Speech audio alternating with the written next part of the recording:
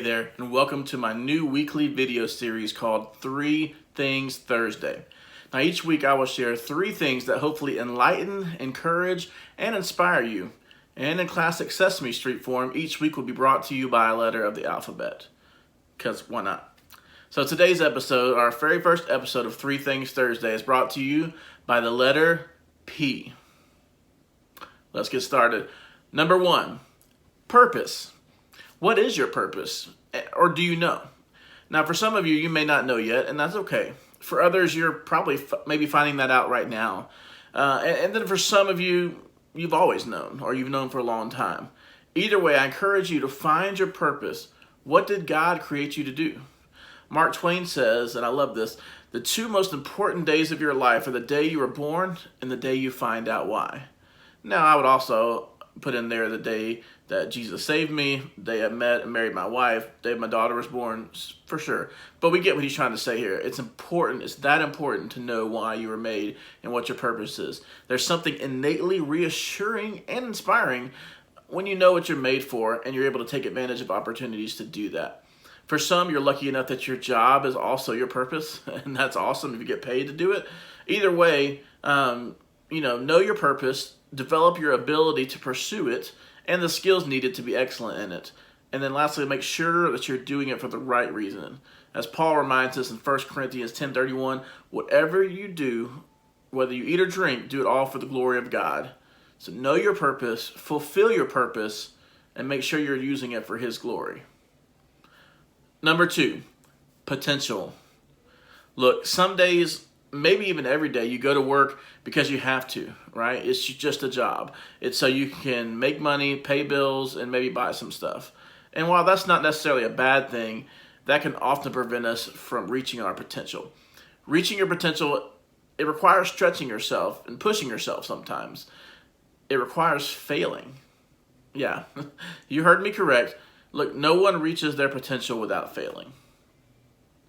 You see, that means that you're taking risks, you're trying new things, you're asking good questions, you're learning, and taking advantage of all the opportunities that's been put in front of you.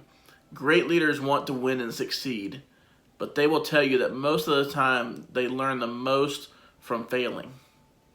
I've heard Coach Nick Saban say that high-level coaches, high-level leaders learn more from failing. But what that does is, in turn, it helps them succeed and helps them succeed at a higher level. So if you want to be great and reach your true potential, don't be afraid of failure. Embrace that it will happen. Then make sure you learn from it when it does. Life isn't defined by our successes and failures. It's much more about what you learn from succeeding and failing and how you apply what you've learned to your life and grow from it. Number 3, or 3 if you prefer this way, passion. No, I'm not talking about romantic comedy type of passion. That's certainly important when you find the right person, but I digress. No, when I talk about passion, I mean, what are the things in your life that give you the most joy? What gets your blood pumping?